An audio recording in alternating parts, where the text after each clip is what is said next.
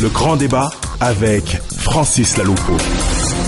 Bonsoir à toutes et à tous et bon début de semaine. Merci et bienvenue dans le grand débat. C'est en direct sur la radio africaine jusqu'à 19h. Le grand débat, c'est le regard d'Afrique numéro 1 sur les événements qui font l'actualité en France, en Afrique et dans le monde. Vous nous appelez afin d'enrichir l'émission de vos commentaires. Composez le 01 55 07 58 00 depuis la France. Et si vous appelez d'ailleurs, notamment d'Afrique, des États-Unis, du Canada, de Haïti ou de Tokyo au Japon, composez le 00 33 1 55 07 58 00. Vous pouvez également intervenir en direct sur notre site africa1.com, rubrique Le Grand Débat. Africa numéro 1, le grand débat. Dans le grand débat aujourd'hui, le mystère des crimes rituels en Afrique. La découverte du corps d'une fillette sur une plage de Libreville le 19 mars dernier avait provoqué une vive émotion et relancé le débat sur les crimes rituels au Gabon, amenant même le président Ali Bongo Ondimba à s'exprimer sur cet abominable phénomène. Depuis, une campagne de sensibilisation a été lancée sur les réseaux sociaux. Comment expliquer ces pratiques criminelles de plus en plus évoquées dans le débat politique notamment, et quelle est leur véritable ampleur, qui en sont les auteurs? Et comment distinguer le fantasme de la réalité? Réponse dans ce grand débat. L'émission est réalisée par Hicham Amouali. Le grand débat sur Africa numéro 1. Le grand débat. Le grand débat, c'est également sur facebook.com/le grand débat. Bienvenue à nos amis qui ont déjà envoyé leur contribution sur ce thème, sur le thème du jour. On a le message notamment de Patricia Nsamé, Bernabé Sedoufio, Dominique Yaba notamment.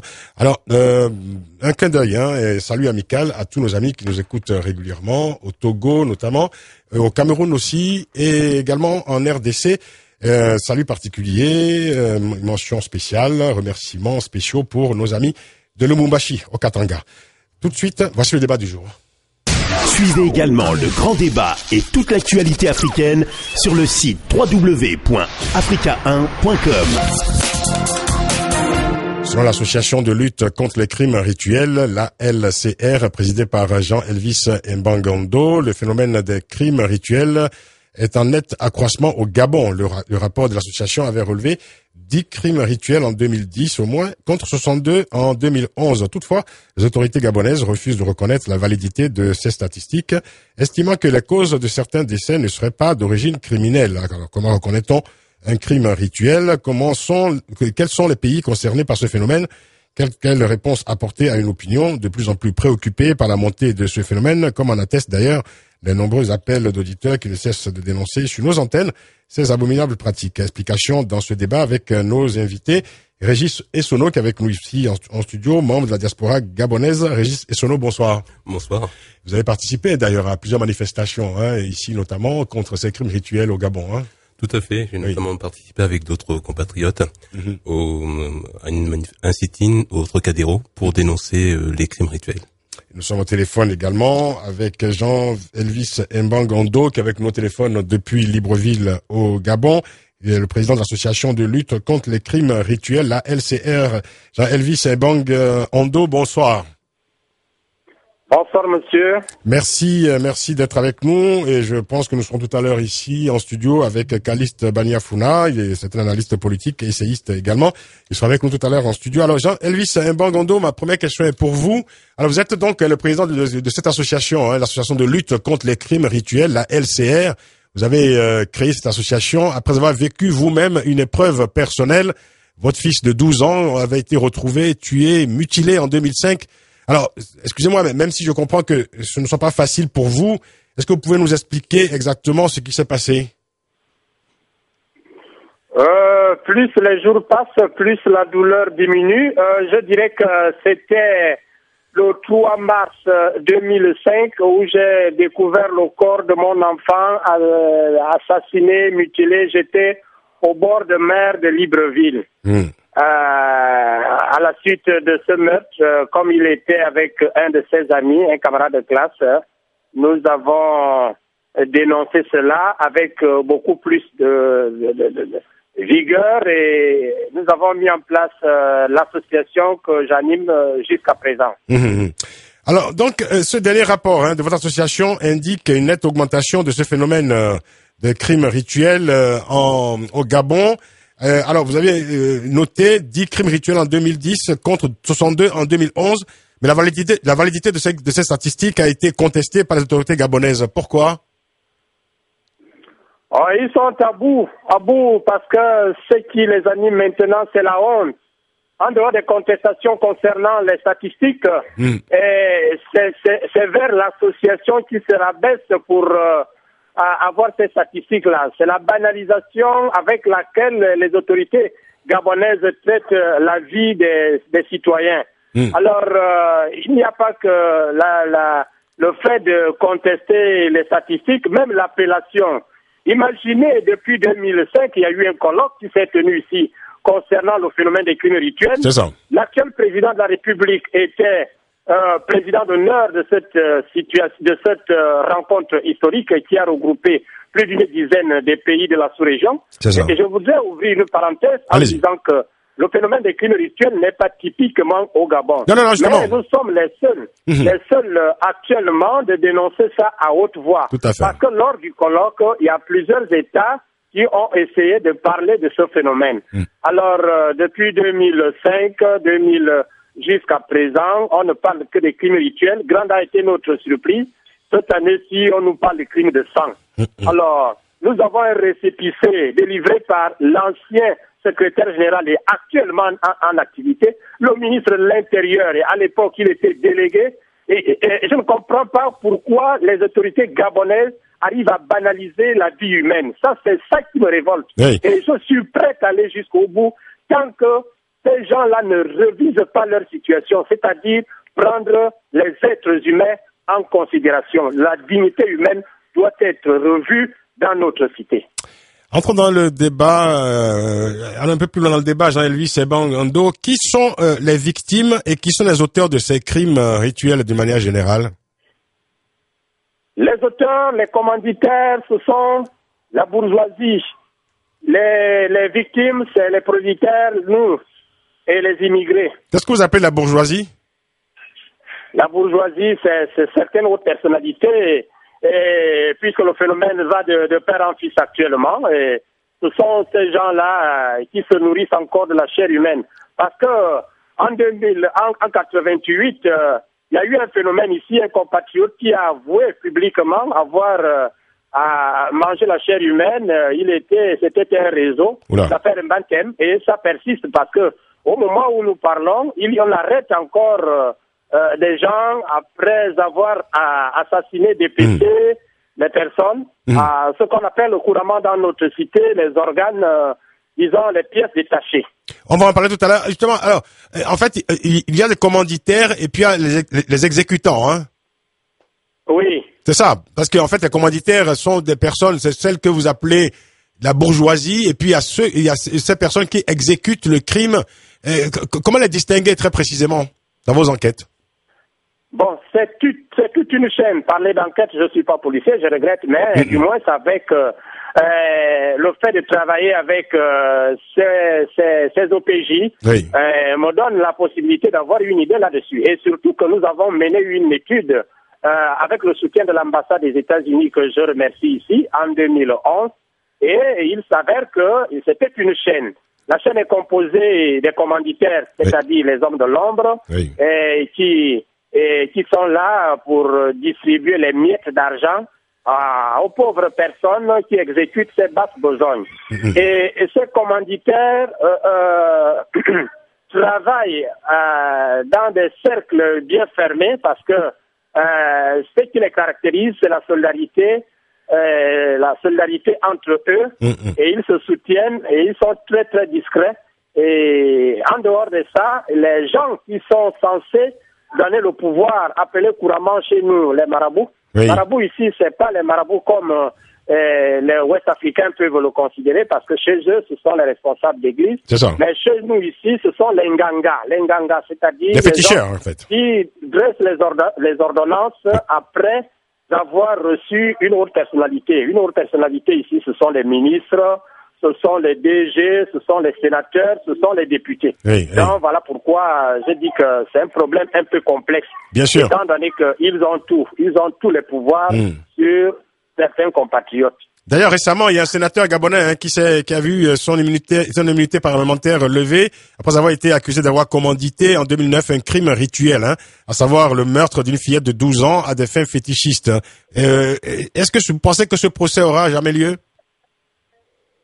Bon, avec vous, c'est-à-dire la pression internationale et le bas peuple qui se soulève, puisque de passage, je voudrais vous informer que le 11 mai, l'association ALCR, en partenariat avec les confessions religieuses, les catholiques, les protestants et les musulmans, oui, ainsi que la fondation Sylvia Bongo, nous devons tenir une marche pacifique et qui sera même élargie à l'intérieur du pays, parce que nous sommes en train de travailler avec les quelques provinces du Gabon qui souhaiteraient s'associer avec nous pour la tenue de cette marche. C'est ça. Et vous travaillez d'ailleurs aussi beaucoup avec les réseaux sociaux, hein, on en parlera tout à l'heure. Alors, restez avec nous, Jean-Elvis Bangondo. On revient ici en studio avec Régis Osono, qui est membre de la diaspora gabonaise, qui a manifesté, je crois plus d'une fois d'ailleurs, contre ces crimes rituels. Alors il faut bien qu'on s'entende sur ce qu'on appelle les crimes rituels. Alors il ne s'agit pas, Régis, il ne s'agit pas comme on pourrait l'imaginer de sacrifices humains pour satisfaire des rites particuliers, mais plutôt de meurtres dont le seul objectif est de récupérer ce que d'ailleurs Jean-Elvis Bangondo appelait des pièces détachées, c'est-à-dire des organes humains, des oreilles, des lèvres, etc. Alors à quoi servent alors ces pièces détachées? Bon, là, Jean-Elvis serait mieux placé que moi pour y répondre, mais j'ai tout de même vous donner quelques éléments d'information à ce sujet. Donc, concernant votre première observation par rapport aux manifestations ici, oui, effectivement, au niveau de la diaspora, que ce soit en France, en Amérique du Nord, on a organisé plusieurs marches depuis le 6 avril notamment, oui, et il y en a eu une notamment ici à Paris, au Trocadéro. Et donc le but pour nous c'était de dénoncer ça. Oui. En fait, tout est parti d'un énième crime rituel au mois de mars de la jeune Astrid. C'était en quelque sorte la goutte d'eau qui a fait déborder le vase. Ça fait des années et des années que les Gabonais supportent cette situation, et là c'était proprement révoltant. Et comme un seul homme, aussi bien au niveau du Gabon que de la diaspora, on a dit stop, ça suffit, comme ça, stop au crime rituel. Et donc spontanément et très souvent sous on va dire la supervision de l'ALCR avec Monsieur Ebondo, on a donc organisé plusieurs manifestations. Alors donc c'était aussi bien en termes de manifestations physiques, mais également au niveau des réseaux sociaux, il y a eu d'importantes opérations via Facebook notamment et via Twitter, et au point où d'autres organismes, d'autres groupes s'y sont intéressés. Se sont demandé mais qu'est-ce qui se passe au Gabon, et c'est ainsi que à notre grande surprise il y a le groupe Anonymous qui a pris fait et cause pour cette cause, excusez-moi pour la redondance, et donc qui a organisé plusieurs opérations de soutien pour dénoncer également à son niveau ce phénomène des crimes rituels. Voilà, donc pour vous donner un peu le cadre de le contexte. Voilà, écoutez, on continuera à en parler dans quelques instants. On va marquer une pause, c'est pour la publicité. On continue à parler de ce phénomène qui est finalement un phénomène affolant, mais en même temps plutôt silencieux, discret, parce qu'on n'en parle pas, c'est plutôt tabou. Et c'est vrai qu'on a abordé également cette émission avec beaucoup de délicatesse, parce que c'était pas évident en même temps de monter un plateau, de parler de ce phénomène qui doit surprendre plus d'un auditeur, parce qu'en fait ce n'est pas, on en parle peut-être au Gabon, on en parle peut-être dans certains pays, au Togo notamment, on évoquera tout à l'heure également ces crimes rituels au Togo, mais c'est vrai que le grand public n'est pas toujours informé de ce phénomène qui malheureusement touche quand même plusieurs familles, notamment au Gabon, des familles éprouvées bien entendu. On marque une pause, retour du grand débat dans 2 minutes, tout de suite. Le grand débat, 18h, 19h, avec Francis Laloupeau sur Africa numéro 1. Le phénomène des crimes rituels en Afrique, nous en parlons avec nos invités. Au téléphone avec nous depuis Libreville, Jean-Elvis Bangondo, président de l'association de lutte contre les crimes rituels. Et avec nous ici en studio, Régis Osono, membre de la diaspora gabonaise, et tous nos amis sur facebook.com/le grand débat. Alors, Patricia Nsamé qui nous dit, au Gabon, c'est grave, dit-elle, les crimes sont liés aux gens qui cherchent et veulent le pouvoir, car tuer des innocents est un gage de réussite sociale promise par un marabout qui lui-même n'arrive pas à percer, dit Patricia Nsamé. Et Bernabé Sedoufié qui nous dit, que dit le gouvernement gabonais face à la recrudescence des crimes rituels? La justice gabonaise dispose-t-elle des moyens conséquents pour faire la lumière sur cette affaire qui ternit l'image du Gabon? Que peut-on dire de l'inaction voie de l'oubli face à un supposé mutisme du pouvoir gabonais, dit Bernard Sedoufio, dont je lis le texte, la prose en direct. Dominique Yaba qui nous dit, en Côte d'Ivoire, les politiciens et toutes leurs cliques ont décidé de composer avec le diable. Ils déversent la merde, de leur estomac, dit-il. Je lis tout ça en direct, excusez-moi. Sur la jeune fille moyennant de grosses sommes d'argent, cela rend ces hommes puissants, mais finit par causer la mort de ces filles. Pauvre Afrique, dit Dominique Yaba. Et nos auditeurs également qui nous appellent, on les prendra en direct dans quelques instants. Mais je reviens vers vous, Régis Dessonneau, vous n'avez pas fini, donc votre exposé. Alors vous me dites, vous n'êtes pas qualifié peut-être, on a posé la question à Jean-Félix Ebangdo pour nous expliquer ce que c'est que ces pièces détachées, à quoi ça sert. Oui, monsieur Ebangdo vous l'expliquera mieux, mais ce que je peux déjà vous dire, c'est que justement je reviens un peu en arrière par rapport à la terminologie crime rituel. Effectivement, ça peut être trompeur. Ça peut être trompeur parce que ça peut laisser entendre que il s'agit de crimes qui sont rattachés à des rites, des cérémonies, à des traditions locales. Ce n'est pas du tout le cas. Hein. C'est-à-dire que ce qui se passe parfois, c'est qu'on habille ça sous la forme, en prenant prétexte de certaines traditions locales, mais qui, en fait, ces traditions-là ne reconnaissent pas du tout ces crimes-là. Notamment chez nous, il y a le bouti, il y a le koukoué, qui sont des rites locaux qui ne cautionnent pas du tout cela. Alors pourtant, tout à l'heure, Jean-Elvis Ebangdo évoquait un colloque de l'UNESCO qui s'est tenu en 2005 à Libreville. Tout à fait. Un colloque intitulé Causes et moyens de prévention des crimes rituels en Afrique centrale. Et dans les actes du colloque, on peut lire notamment ce propos de Banir Agaba Balit Boutsa, consultant auprès de l'UNESCO, qui dit ceci. Alors je cite. Bien que toutes les sociétés initiatiques en Afrique centrale ne pratiquent pas le sacrifice humain, il en existe un certain nombre tels que le Buti, qui est l'une des sociétés initiatiques du Gabon ayant la stature d'une religion dans laquelle le sacrifice humain est considéré comme un des épisodes les plus importants de son événement fondateur. Fin de citation. Bref, les chercheurs qui ont participé à ce colloque tentaient justement d'expliquer ces crimes rituels par la tradition. Est-ce qu'on peut pas parler davantage de marabout escroc que de tradition? Enfin, c'est ce que vous dites un peu, hein. Mais clairement, parce que même les scientifiques se plantent là-dessus, en fait, se trompent totalement. Là, c'est du fantasme, je dirais. Ce qui a pu être trompeur, c'est que il y avait certaines pratiques qui étaient au moins très exceptionnelles, très particulières, que ce soit en Afrique ou même en Europe, où il pouvait avoir des cas d'anthropophagie. Ça existe partout dans le monde, ça existe à toutes les époques. Maintenant, il y a eu un fantasme qui a fait qu'on a généralisé ça en Afrique et on a systématisé ça dans le cas africain, mais à 99%, ça relève du pur fantasme. Non, clairement, on est dans une logique crapuleuse de féticheurs. Donc, comme le disait tout à l'heure une de vos auditrices qui parlait de ces marabouts qui ne réussissent pas eux-mêmes. Enfin, s'ils sont si puissants que ça, pourquoi eux-mêmes en sont à ce stade-là? C'est eux qui font, comme disait Jean-Elvis Ebangdo, les ordonnances, qui finalement aboutissent à ces crimes qui sont finalement des actes purement crapuleux. Tout à fait, c'est du pur, ce sont des purs crapules, hein. Et encore, je suis poli, parce que je pense qu'on reviendra un peu plus tard sur ça, sur les causes profondes. Voilà, avant d'y revenir justement, je m'adresse à Jean-Elvis Ebangdo pour comprendre justement, il va nous éclairer sur la question. Est-ce que sont donc ces pièces détachées qu'on prélève sur les individus qui sont donc ainsi assassinés et à quoi ça sert, Jean-Elvis? Alors, ça dépend des besoins du commanditaire qui est devant le marabout. Oui. Quels sont les organes qu'on prélève appelés pièces détachées?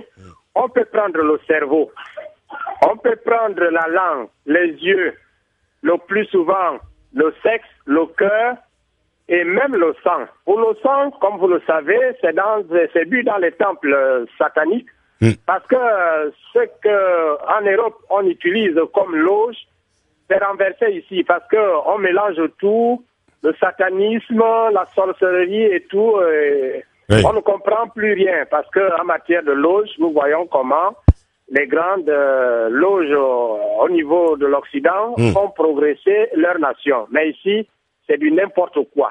Je le dis en connaissance de cause parce que j'ai vécu dans ces milieux. En ce qui concerne les pièces, chaque pièce a sa valeur. Alors, si on prend par exemple la langue, le plus souvent, ce sont les orateurs tels que les députés, les sénateurs, pour essayer d'haranguer la foule. Le sexe, ça dépend. là aussi, c'est consommé. Ça donne la virilité. Ce qui fait que la majorité des responsables politiques ici sont infidèles. Chacun d'eux peut avoir au moins une trentaine de copines. Et les copines sont entretenues uniquement pour le renseignement, traiter des basses besognes, ainsi de suite. Alors, chaque partie du corps a sa fonction bien précise. D'accord. Dernièrement, je vais parler de la petite qui a été assassinée. Le sang a été retiré, c'est bu quelque part dans ce temple ici. Ah oui, d'accord. Alors, d'une manière générale, on dit que voilà, ces organes servent justement, sont censés procurer la bonne fortune ou la prospérité aux commanditaires. Mais je veux dire, comment, que ce genre de croyance peut se perpétuer alors qu'on sait très bien, comme vous dites vous-même, que tout cela, finalement, ça relève davantage du fantasme et malheureusement au prix de vies humaines. C'est dû au système qui a été établi depuis des dizaines d'années. Car ici, je l'ai toujours dit lors de mes interventions, je voudrais à ce qu'on instaure la méritocratie ici. Ici, c'est du n'importe quoi. Ici, en matière de promotion sociale, c'est même l'État qui est le premier responsable à créer des injustices. Vous sortez dans une même école, vous allez dans des différents ministères, certains ont les triples de salaires. Il y a aussi le phénomène instauré par l'État, c'est-à-dire les promotions à titre exceptionnel, les décrets présidentiels. Et dans les textes officiels, il faut une durée. Je vais parler de 15 ans, par exemple. Et si vous totalisez, vu les mérites, vu vos compétences, vous devez avoir cet article. Mais grande a été notre surprise dans notre pays. Vous totalisez 3 ans. Si vous sortez comme M. Régis est là, nous sortons dans une même école de formation, comme l'ENA. Vous avez l'ENA là-bas en France. Et Régis à 500 000, moi, il rentre dans ces cercles-là, je me retrouve à 1,5 million. Et vous savez, nous sommes entourés de nos familles qui sont à majorité pauvres. Ma femme, mes enfants diront que Régis a déjà une voiture, ainsi de suite. La pression familiale fera en sorte que je vais l'envier. Et si je suis faible, je vais adhérer. Et adhérer là-bas, vous allez agrandir votre cimetière parce qu'on va vous demander votre fils, votre mère. Vous allez déraper parce que vous n'allez plus conserver vos valeurs. Vous n'allez plus respecter les valeurs morales, à savoir l'injustice. Vous serez contraint à vivre dans l'injustice, la corruption, ainsi de suite. Ce sont ces mots-là qui minent notre société à cause de ce phénomène de crime rituel entretenu et soutenu par le système, certaines hautes personnalités. Je dis bien certaines hautes personnalités. Dans le groupe, il y a quelques-uns qui sont encore intègres. Bien sûr. On comprend bien que, évidemment, on met pas tout le monde dans le même sac, si je puis dire. Alors, il faut quand même préciser que ce phénomène n'inquiète pas seulement au Gabon, il fait également la une des journaux au Cameroun ou au Congo, notamment. En octobre dernier, au Cameroun, 4 agents de la morgue de Douala ont été révoqués après avoir été surpris en train d'ouvrir le ventre d'un mort. Alors, auparavant, il lui avait coupé les cheveux et les ongles, etc. Et puis, le phénomène inquiète aussi au Togo. Et tout à l'heure, nous parlons justement de ce qui se passe, notamment au Togo, des événements qui ont été relevés dans la presse togolaise. Restez avec nous, on marque une pause. On revient, on écoutera les auditeurs, notamment François, Charles et Marc, qui attendent avec beaucoup de patience. À tout de suite. Jusqu'à 19h, le grand débat avec Francis Laloupeau sur Africa numéro 1. Avec nos invités Régis Essono, membre de la diaspora gabonaise, j'y arrive, et Jean-Elvis Ebangondo, président de l'association de lutte contre les crimes rituels. Nous parlons du mystère, c'est pas tout à fait un mystère d'ailleurs, puisque la question aujourd'hui est de l'autorité publique.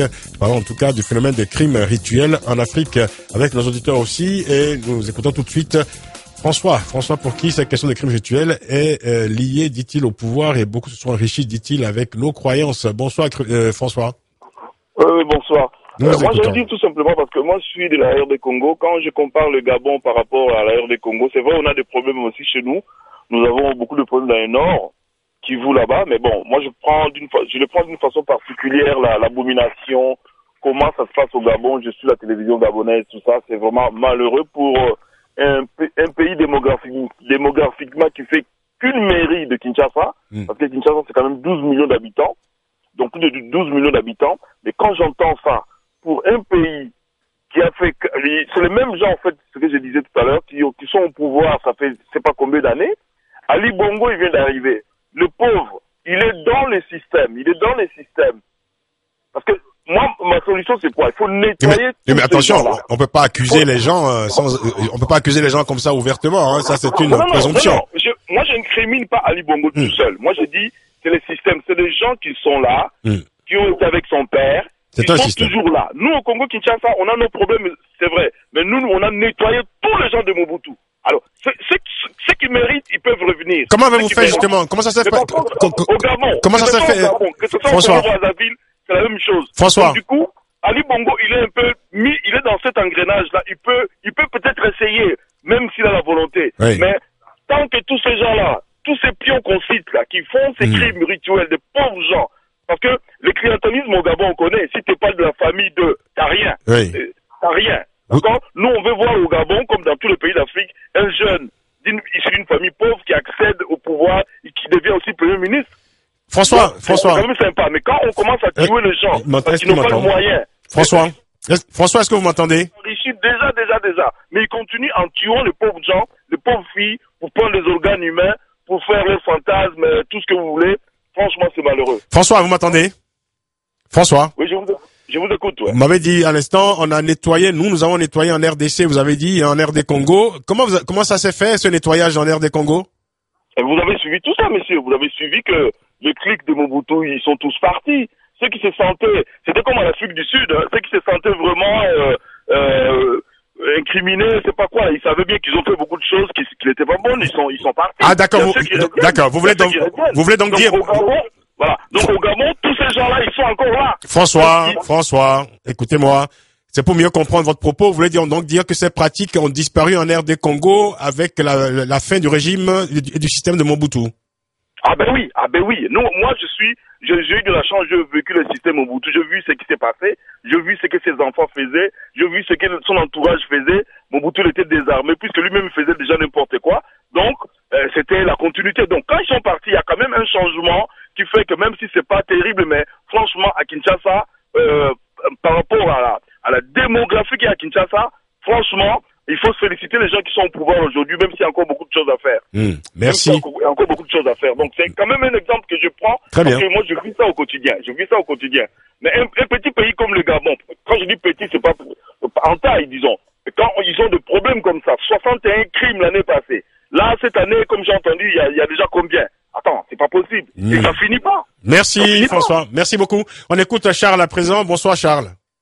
Oui, bonsoir. Moi, je suis un peu choqué par tout ce que j'entends là. Parce qu'on a comme l'impression qu'en Afrique, il n'y a rien d'autre à faire, quoi. Les chefs d'État, ils nous mettent dans la merde. Et les gens qui ont un petit peu de pouvoir, ils ne savent pas quoi en faire. Les gens ont besoin d'autre chose. Et c'est toujours le même sujet, si c'est pas coup d'État, si c'est pas des guerres, c'est des massacres. Ça va s'arrêter quand? Parce que il y a pas. Moi, je pense que vous aussi les journalistes, invitez aussi d'autres personnes, d'autres sujets, parce qu'il y a beaucoup de jeunes Africains qui ont beaucoup percé, qui sont des grands ingénieurs. Mais nous en parlons aussi, Charles. Parlons d'autres sujets. Mais nous en parlons aussi d'autres sujets, Charles. Vraiment, on est fatigué de toujours ces mêmes sujets. C'est toujours pareil. Oui, c'est un sujet qui préoccupe beaucoup les gens en Afrique. C'est normal. Excusez-moi, les différents pays d'Afrique ont fini 5 ans d'indépendance, ils ont rien foutu, et c'est toujours encore les mêmes sujets. Il faut qu'on arrête. Bien sûr. Mais ce sont des sujets qui préoccupent l'opinion, donc notre travail d'en parler. En Afrique, c'est toujours la même merde. On est fatigué. Merci. S'il vous plaît. Je comprends votre émotion, mon cher Charles. Restez avec nous quand même. Monsieur Marc, bonsoir. Bonsoir, monsieur Francis. Alors pour vous, vous voulez préciser que ça ne se passe pas qu'en Afrique centrale, Marc? Oui. Vous voulez nous dire donc que le sujet ne concerne pas que l'Afrique centrale, mais également dans d'autres pays d'Afrique de l'Ouest, c'est ce qu'on disait tout à l'heure. Hein. Je notais le cas du Togo notamment. En Afrique de l'Ouest, cela est courant là-bas et ça existe depuis longtemps. Même, je peux dire que même en Côte d'Ivoire, où moi-même je viens de la Côte d'Ivoire, oui. et cela se fait là-bas, même on trouve même cela se fait même souvent qu'on appelle aux élections. Oui.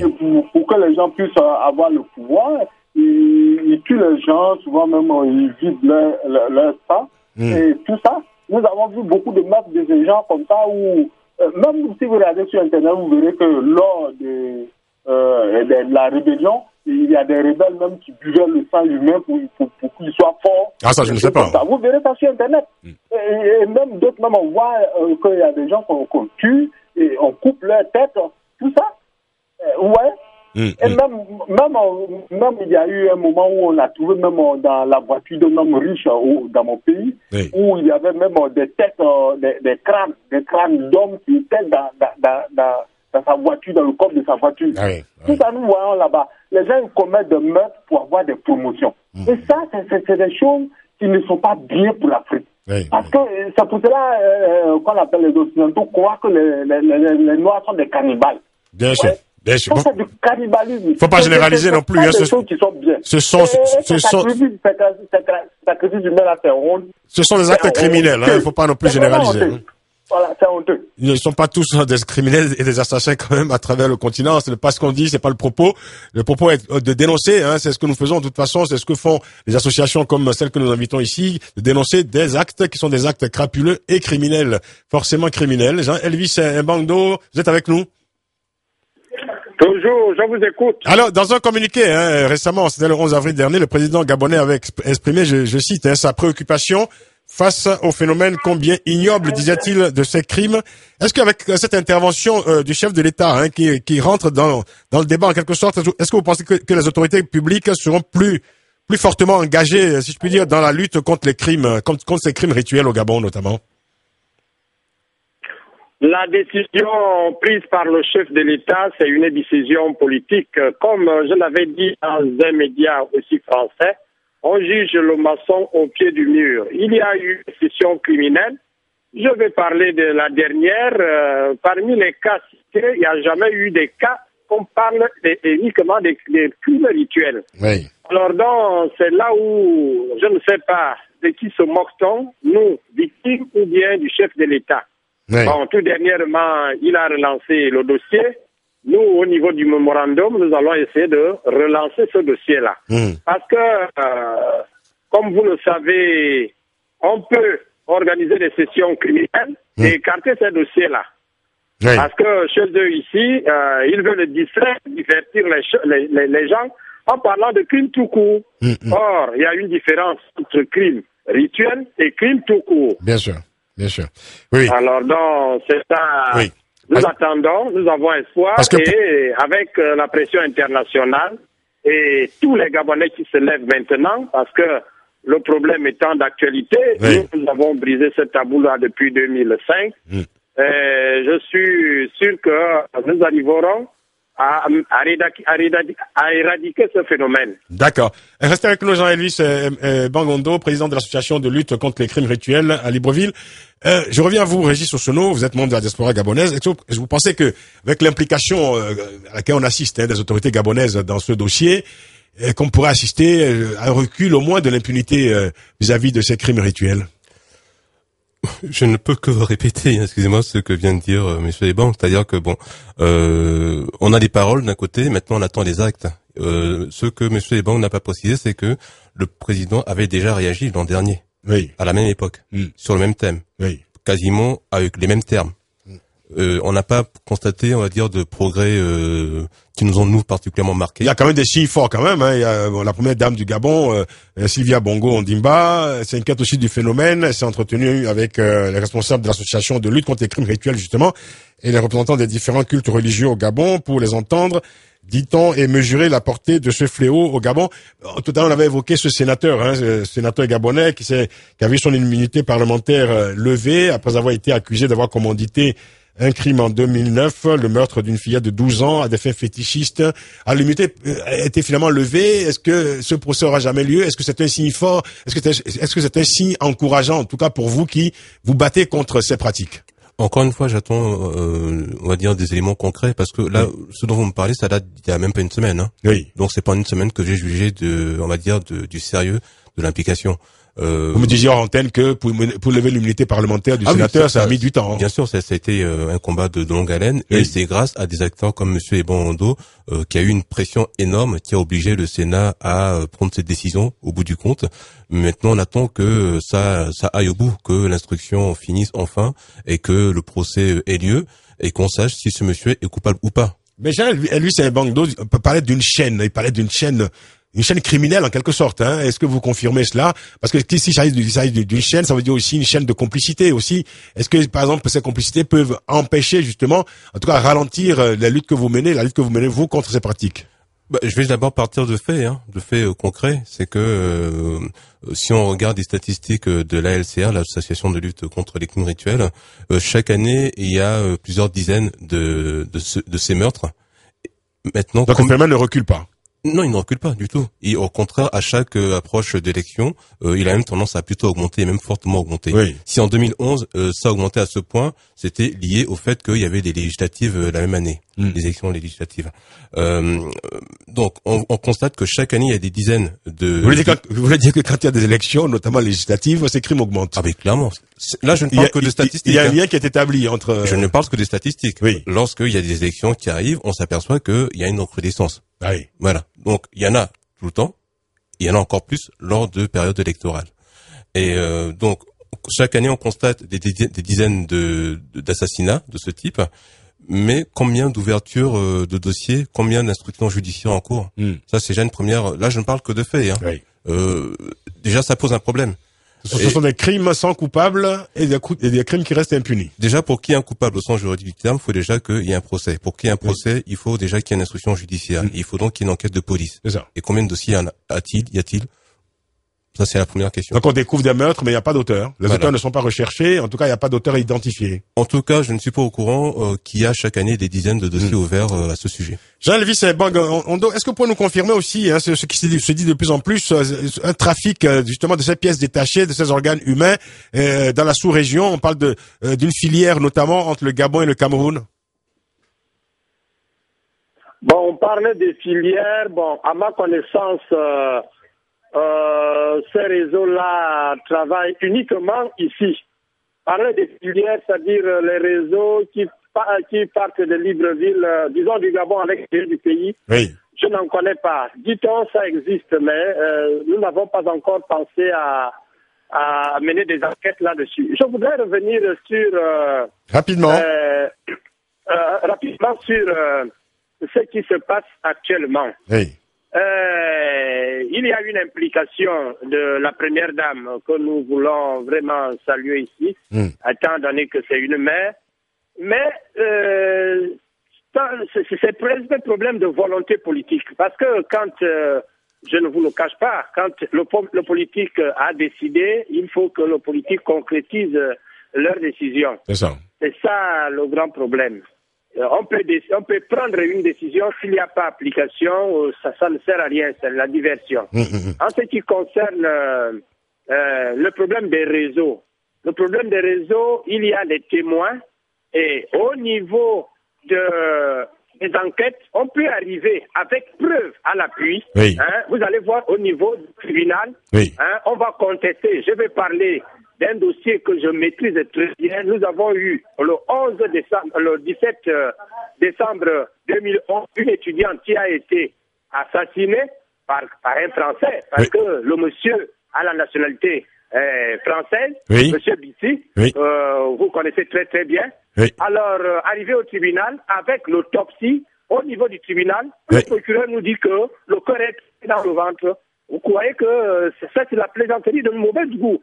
Comment un accident, un légiste qui a travaillé avec le parquet pendant... Restez avec nous, Jean-Elvis, vous allez poursuivre le récit dans quelques petites secondes. On marque une pause, on revient tout de suite.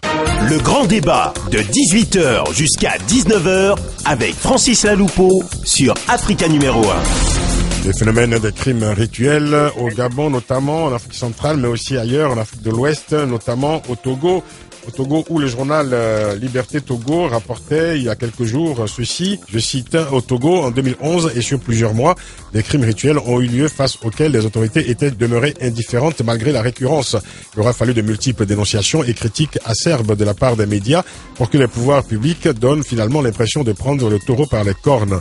Le journal continue et nous indique que ces crimes ont consisté en des enlèvements de jeunes filles que l'on retrouvait dans des broussailles, le sein et le sexe sectionnés. Près d'une vingtaine de jeunes filles auront ainsi disparu, puis retrouvées en état de décomposition. Depuis que les autorités s'y sont impliquées et que certains suspects ont été mis sous les verrous, ces crimes se sont estompés pour le moment. Cependant, dans le courant du mois dernier, dit le journal, un féticheur sera arrêté dans un village situé à une vingtaine de kilomètres à l'est de Lomé, la capitale du Togo. Chez lui, près d'une quarantaine de crânes humains et d'autres parties ont été retrouvées. À ce jour, il est toujours dans les liens de la détention. Dans une déclaration faite peu après son arrestation, il a révélé travailler pour des prêtres et certains hauts placés. Fin de citation. Ça, c'est le journal Liberté Togo qui nous rapporte ces faits-là. Alors, Jean-Elvis Bangondo, vous êtes avec nous, vous nous écoutez. On a marqué une pause un peu brutalement. Vous nous racontez donc cette histoire, ce crime donc qui a été perpétré contre une jeune fille. Voilà, vous nous racontiez donc. Dites-nous, allez jusqu'au bout du récit. Oui, c'était une étudiante. De l'UOB ayant pour professeur un Français, un certain Biti, de nationalité, c'était un psychologue qui a eu à enlever la fille. Quelques heures plus tard, sa maman a été saisie. Oui. On a retrouvé la fille, le cœur enlevé, les deux piquets. Nous, au niveau de l'association, nous sommes allés plus loin jusqu'à mener à faire l'autopsie. Parce que s'il n'y avait pas cette autopsie-là, on ne devait pas découvrir ces manquements-là. Le cœur était arraché.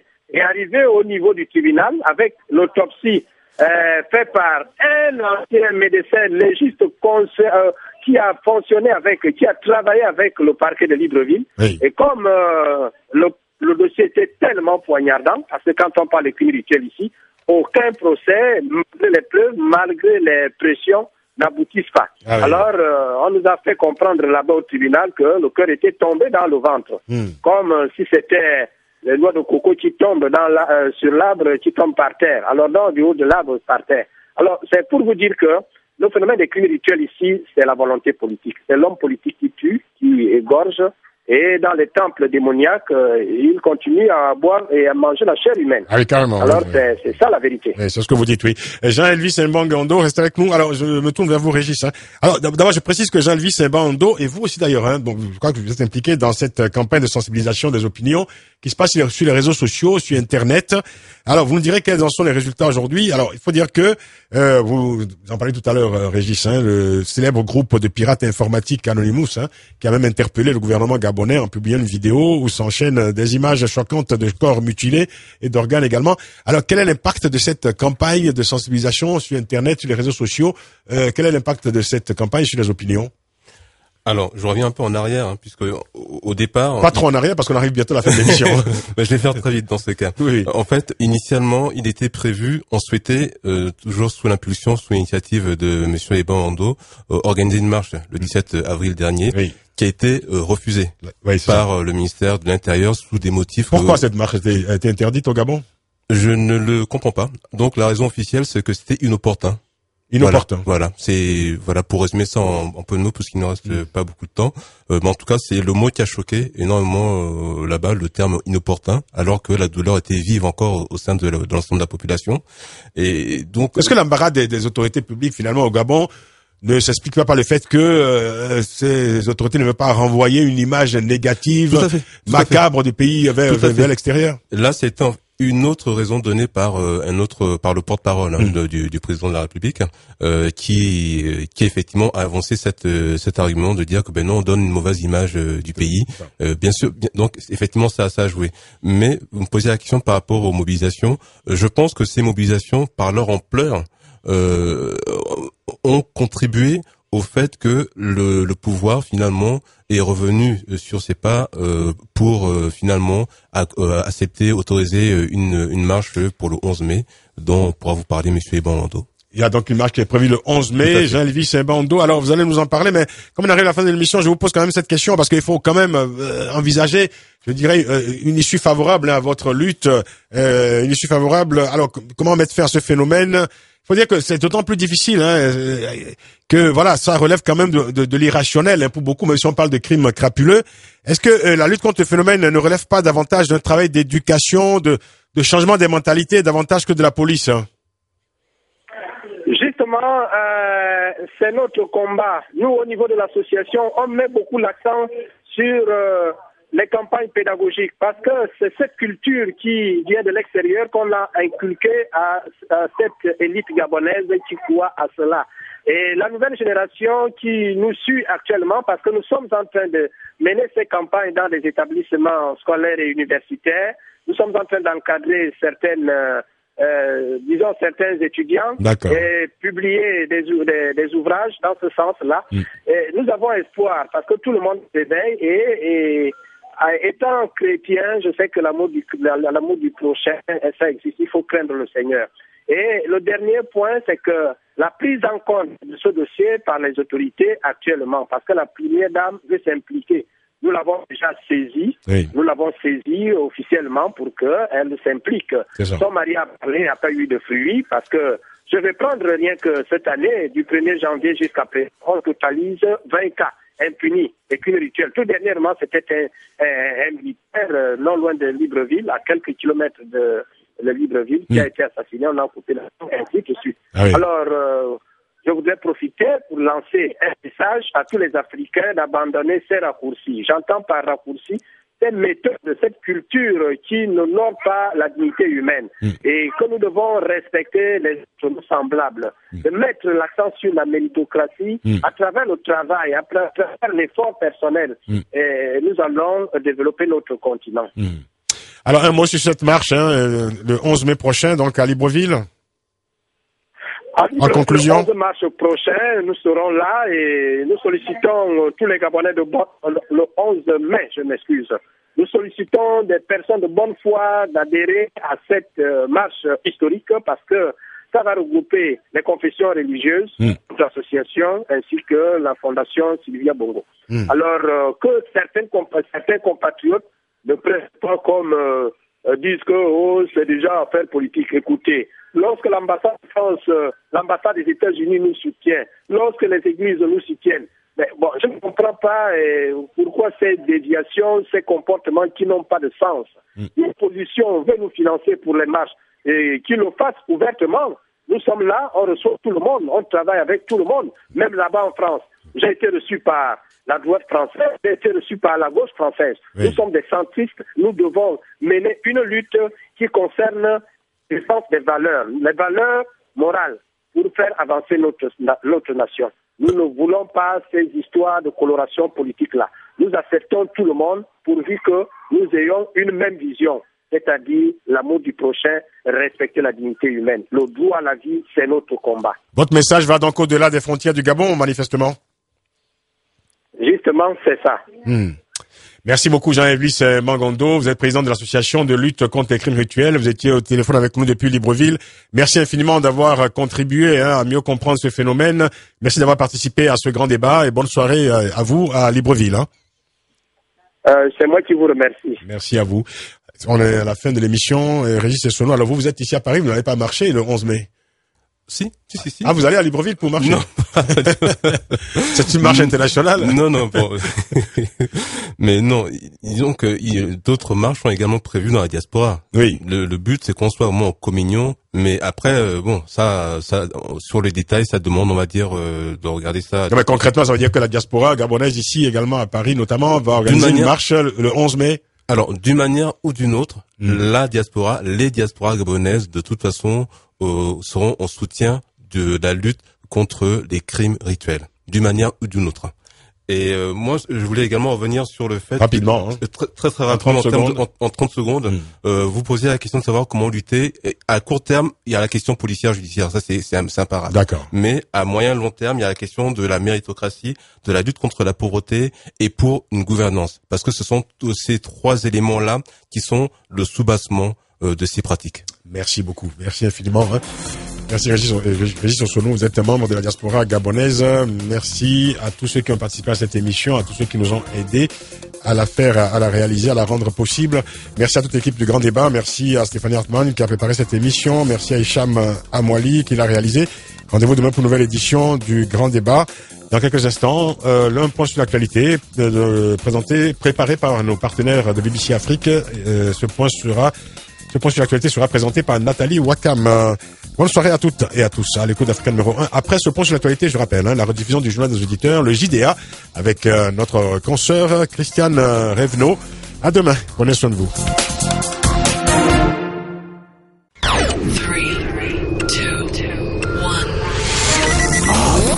1. Le grand débat avec Francis Laloupo. Bonsoir à toutes et à tous et bon début de semaine. Merci et bienvenue dans le Grand Débat. C'est en direct sur la radio africaine jusqu'à 19h. Le Grand Débat, c'est le regard d'Afrique numéro 1 sur les événements qui font l'actualité en France, en Afrique et dans le monde. Vous nous appelez afin d'enrichir l'émission de vos commentaires. Composez le 01 55 07 58 00 depuis la France. Et si vous appelez d'ailleurs, notamment d'Afrique, des États-Unis, du Canada, de Haïti ou de Tokyo au Japon, composez le 00 33 1 55 07 58 00. Vous pouvez également intervenir en direct sur notre site africa1.com, rubrique Le Grand Débat. Africa numéro 1, le Grand Débat.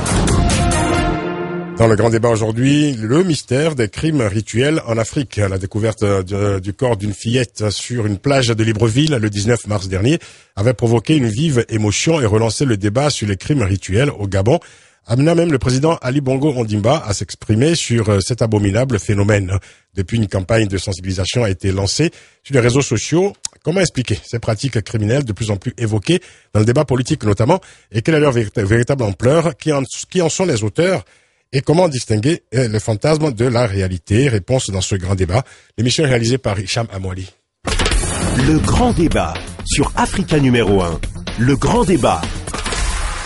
Le grand débat, c'est également sur facebook.com/le grand débat. Bienvenue à nos amis qui ont déjà envoyé leur contribution sur ce thème, sur le thème du jour. On a le message notamment de Patricia Nsamé, Bernabé Sedoufio, Dominique Yaba notamment. Alors, un clin d'œil et salut amical à tous nos amis qui nous écoutent régulièrement, au Togo notamment, au Cameroun aussi, et également en RDC. Salut particulier, mention spéciale, remerciements spéciaux pour nos amis de Lumumbashi au Katanga.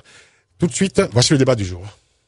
Suivez également le grand débat et toute l'actualité africaine sur le site www.africa1.com. Selon l'association de lutte contre les crimes rituels, la LCR, présidée par Jean-Elvis Mbangondo, le phénomène des crimes rituels est en net accroissement au Gabon. Le rapport de l'association avait relevé 10 crimes rituels en 2010 au moins, contre 62 en 2011. Toutefois, les autorités gabonaises refusent de reconnaître la validité de ces statistiques, estimant que les causes de certains décès ne seraient pas d'origine criminelle. Alors, comment reconnaît-on un crime rituel? Quels sont les pays concernés par ce phénomène? Quelle réponse apporter à une opinion de plus en plus préoccupée par la montée de ce phénomène, comme en attestent d'ailleurs les nombreux appels d'auditeurs qui ne cessent de dénoncer sur nos antennes ces abominables pratiques. Explication dans ce débat avec nos invités. Régis Essono, qui est avec nous ici en studio, membre de la diaspora gabonaise. Régis Essono, bonsoir. Bonsoir. Vous avez participé d'ailleurs à plusieurs manifestations, ici notamment, contre ces crimes rituels au Gabon. Tout à fait. J'ai notamment participé avec d'autres compatriotes à un sit-in au Trocadéro pour dénoncer les crimes rituels. Nous sommes au téléphone également avec Jean-Elvis Mbangondo, qui est avec nos téléphones depuis Libreville au Gabon.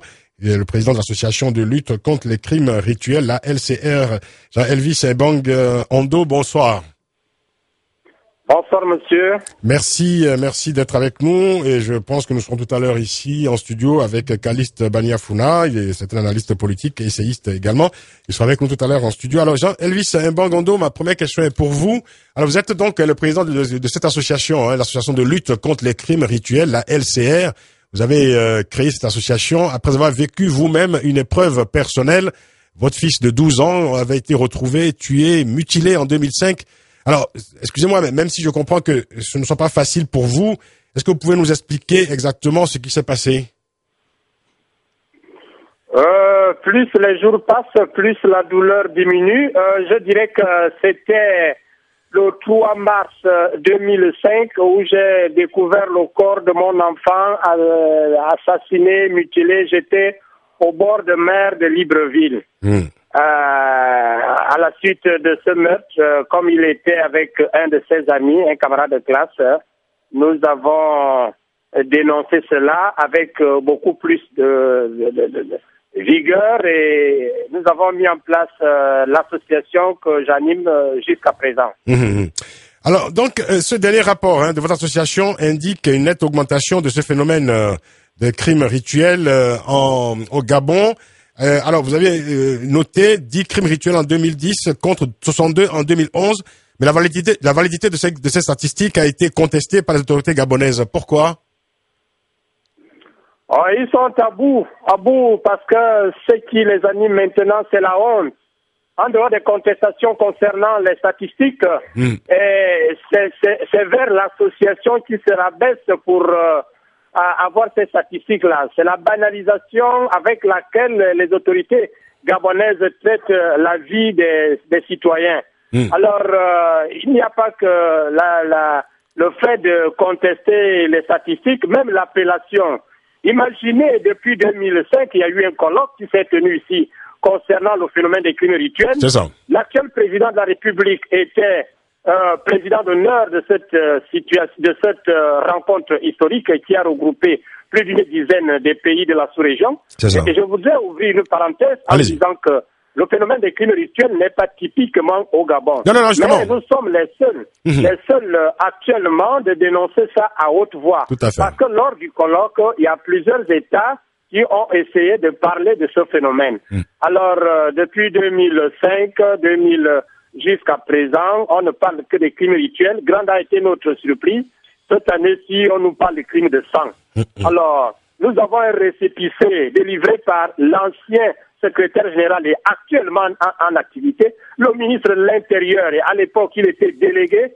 Et je ne comprends pas pourquoi les autorités gabonaises arrivent à banaliser la vie humaine. Ça, c'est ça qui me révolte. Oui. Et je suis prêt à aller jusqu'au bout tant que ces gens-là ne revisent pas leur situation, c'est-à-dire prendre les êtres humains en considération. La dignité humaine doit être revue dans notre cité. Entrons dans le débat, allons un peu plus loin dans le débat, Jean-Elvis Ebangando. Qui sont les victimes et qui sont les auteurs de ces crimes rituels d'une manière générale? Les auteurs, les commanditaires, ce sont la bourgeoisie. Les victimes, c'est les producteurs, nous, et les immigrés. Qu'est-ce que vous appelez la bourgeoisie?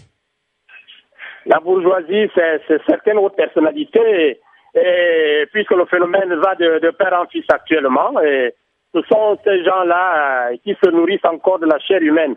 Parce que en 88, il y a eu un phénomène ici, un compatriote qui a avoué publiquement avoir à manger la chair humaine. C'était un réseau, l'affaire Mbantem, et ça persiste parce que au moment où nous parlons, on arrête encore des gens après avoir assassiné, dépêché les personnes, ce qu'on appelle couramment dans notre cité les organes, disons les pièces détachées. On va en parler tout à l'heure. Justement, alors, en fait, il y a les commanditaires et puis il y a les exécutants, hein? Oui. C'est ça, parce qu'en fait, les commanditaires sont des personnes, c'est celles que vous appelez la bourgeoisie, et puis il y a ces personnes qui exécutent le crime. Comment les distinguer très précisément dans vos enquêtes? Bon, c'est toute une chaîne. Parler d'enquête, je suis pas policier, je regrette, mais du moins avec le fait de travailler avec ces OPJ me donne la possibilité d'avoir une idée là-dessus. Et surtout que nous avons mené une étude avec le soutien de l'ambassade des États-Unis que je remercie ici en 2011. Et il s'avère que c'était une chaîne. La chaîne est composée des commanditaires, c'est-à-dire les hommes de l'ombre, qui sont là pour distribuer les miettes d'argent aux pauvres personnes qui exécutent ces basses besognes. Et ces commanditaires travaillent dans des cercles bien fermés parce que ce qui les caractérise, c'est la solidarité entre eux, et ils se soutiennent et ils sont très très discrets. Et en dehors de ça, les gens qui sont censés donné le pouvoir, appelé couramment chez nous les marabouts. Les marabouts ici, c'est pas les marabouts comme les Ouest-Africains peuvent le considérer, parce que chez eux, ce sont les responsables d'église. Mais chez nous ici, ce sont les nganga. Les nganga, c'est-à-dire les féticheurs, en fait, qui dressent les ordonnances après avoir reçu une autre personnalité. Une autre personnalité ici, ce sont les ministres, ce sont les DG, ce sont les sénateurs, ce sont les députés. Donc voilà pourquoi je dis que c'est un problème un peu complexe. Bien sûr. Étant donné qu'ils ont tous les pouvoirs sur certains compatriotes. D'ailleurs, récemment, il y a un sénateur gabonais qui a vu son immunité parlementaire levée après avoir été accusé d'avoir commandité en 2009 un crime rituel, à savoir le meurtre d'une fillette de 12 ans à des fins fétichistes. Est-ce que vous pensez que ce procès aura jamais lieu?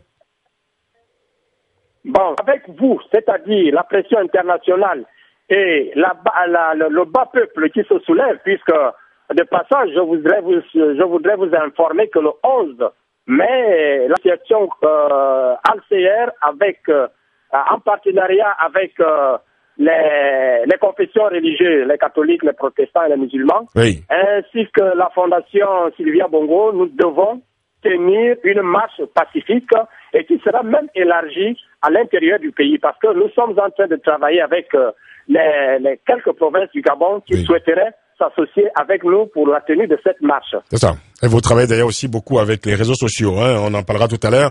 Alors, restez avec nous, Jean Elvis Bangondo.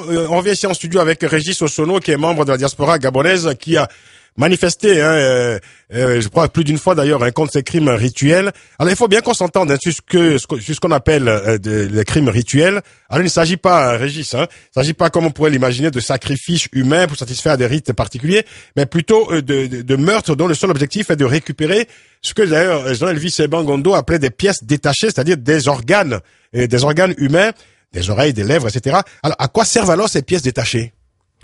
Bon, là, Jean-Yves serait mieux placé que moi pour y répondre, mais j'ai tout de même vous donner quelques éléments d'information à ce sujet. Donc, concernant votre première observation par rapport aux manifestations ici, effectivement, au niveau de la diaspora, que ce soit en France, en Amérique du Nord, on a organisé plusieurs marches depuis le 6 avril notamment, et il y en a eu une notamment ici à Paris, au Trocadéro.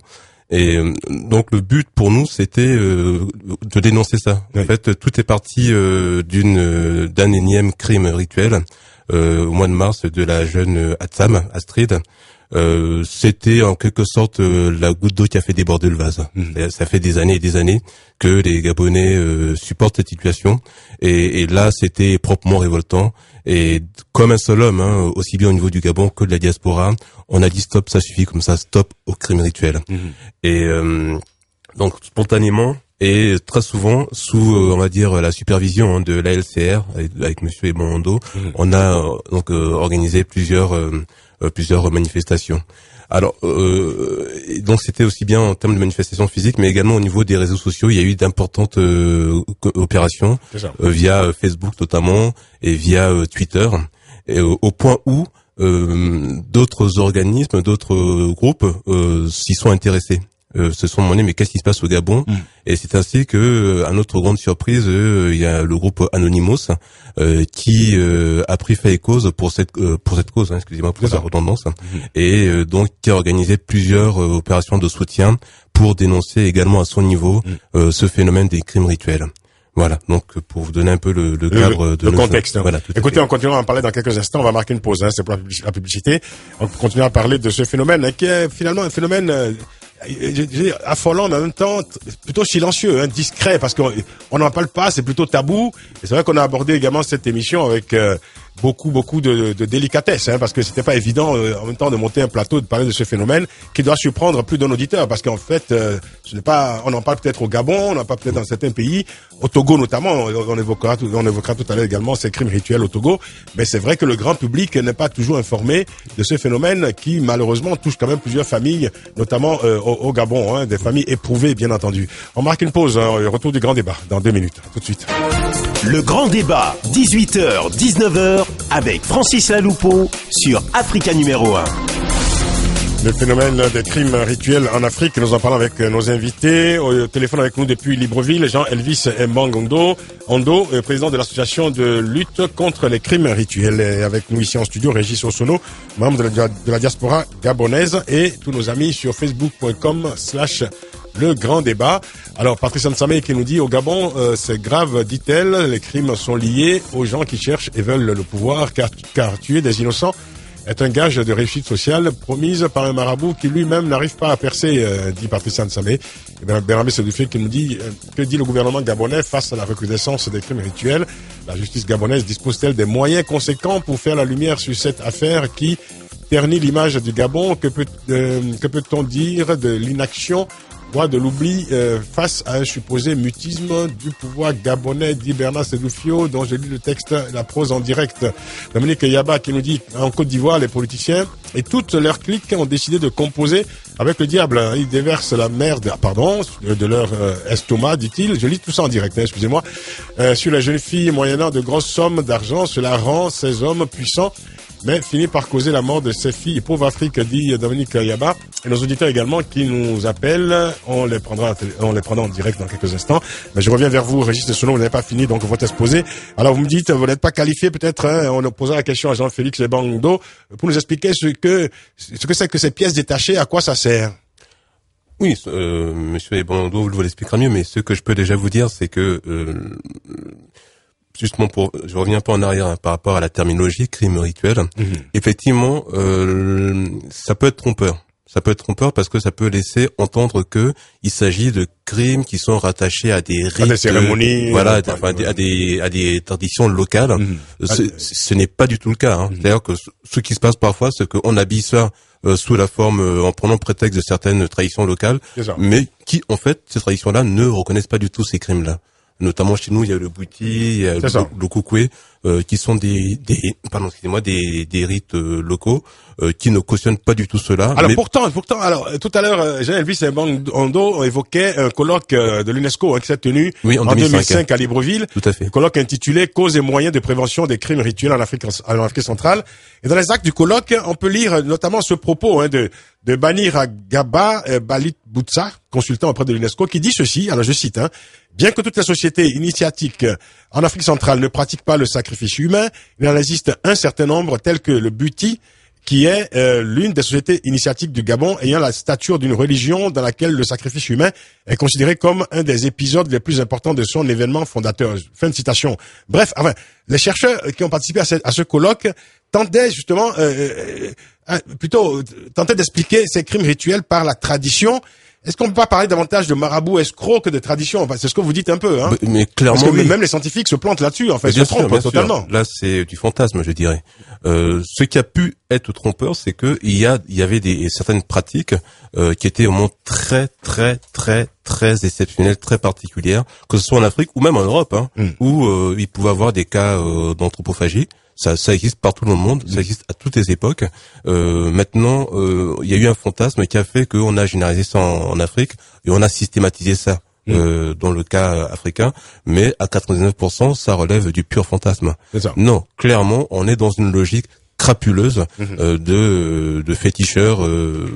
Donc, comme le disait tout à l'heure une de vos auditrices qui parlait de ces marabouts qui ne réussissent pas eux-mêmes. Enfin, s'ils sont si puissants que ça, pourquoi eux-mêmes en sont à ce stade-là? C'est eux qui font, comme disait Jean-Elvis Mbangondo, les ordonnances, qui finalement aboutissent à ces crimes, qui sont finalement des actes purement crapuleux. Tout à fait, c'est du pur, ce sont des purs crapules, hein.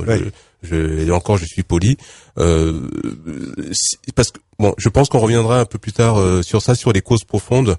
Voilà, avant d'y revenir justement, je m'adresse à Jean-Elvis Mbangondo pour comprendre justement, il va nous éclairer sur la question.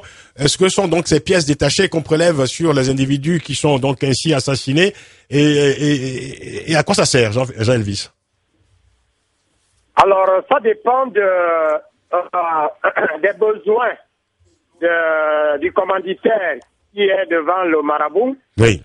Quels sont les organes qu'on prélève, appelés pièces détachées? On peut prendre le cerveau, on peut prendre la langue, les yeux, le plus souvent le sexe, le cœur, et même le sang. Pour le sang, comme vous le savez, c'est bu dans les temples sataniques, parce que ce que en Europe on utilise comme loge, c'est renversé ici, parce que on mélange tout, le satanisme, la sorcellerie et tout, on ne comprend plus rien, parce que en matière de loge, nous voyons comment les grandes loges au niveau de l'Occident font progresser leur nation. Mais ici, c'est du n'importe quoi. Je le dis en connaissance de cause parce que j'ai vécu dans ces milieux. En ce qui concerne les pièces, chaque pièce a sa valeur. Alors, si on prend par exemple la langue, le plus souvent, ce sont les orateurs tels que les députés, les sénateurs, pour essayer d'haranguer la foule. Le sexe, ça dépend. Là aussi, c'est consommé. Ça donne la virilité. Ce qui fait que la majorité des responsables politiques ici sont infidèles. Chacun d'eux peut avoir au moins une trentaine de copines. Et les copines sont entretenues uniquement pour le renseignement. Traiter des basses besognes, ainsi de suite. Alors, chaque partie du corps a sa fonction bien précise. D'accord. Tout dernièrement, je vais parler de la petite qui a été assassinée. Le sang a été retiré. C'est bu quelque part dans ces temples ici. Ah oui, d'accord. Alors, d'une manière générale, on dit que voilà, ces organes servent justement, sont censés procurer la bonne fortune ou la prospérité aux commanditaires. Mais je veux dire, comment, ce genre de croyance peut se perpétuer alors qu'on sait très bien, comme vous dites vous-même, que tout cela, finalement, ça relève davantage du fantasme et malheureusement au prix de vies humaines. C'est dû à un système qui a été établi depuis des dizaines d'années. Car ici, je l'ai toujours dit lors de mes interventions, je voudrais à ce qu'on instaure la méritocratie ici. Ici, c'est du n'importe quoi. Ici, en matière de promotion sociale, c'est même l'État qui est le premier responsable à créer des injustices. Vous sortez dans une même école, vous allez dans des différents ministères, certains ont les triples de salaires. Il y a aussi le phénomène instauré par l'État, c'est-à-dire les promotions à titre exceptionnel, les décrets présidentiels. Et dans les textes officiels, il faut une durée. Je vais parler de 15 ans, par exemple. Et si vous totalisez, vu les mérites, vu vos compétences, vous devez avoir cet article. Mais grande a été notre surprise dans notre pays. Vous totalisez 3 ans. Si vous sortez comme M. Régis est là, nous sortons dans une même école de formation, comme l'ENA. Vous avez l'ENA là-bas en France. Et Régis à 500 000, moi, il rentre dans ces cercles-là, je me retrouve à 1,5 million. Et vous savez, nous sommes entourés de nos familles qui sont à majorité pauvres. Ma femme, mes enfants diront que Régis a déjà une voiture, ainsi de suite. La pression familiale fera en sorte que je vais l'envier. Et si je suis faible, je vais adhérer. Et adhérer là-bas, vous allez agrandir votre cimetière parce qu'on va vous demander votre fils, votre mère. Vous allez déraper parce que vous n'allez plus conserver vos valeurs. Vous n'allez plus respecter les valeurs morales, à savoir l'injustice. Vous serez contraint à vivre dans l'injustice, la corruption, ainsi de suite. Ce sont ces mots-là qui minent notre société à cause de ce phénomène de crime rituel entretenu et soutenu par le système, certaines hautes personnalités. Je dis bien certaines hautes personnalités. Dans le groupe, il y a quelques-uns qui sont encore intègres. Bien sûr. On comprend bien que, évidemment, on met pas tout le monde dans le même sac, si je puis dire. Alors, il faut quand même préciser que ce phénomène n'inquiète pas seulement au Gabon, il fait également la une des journaux au Cameroun ou au Congo, notamment.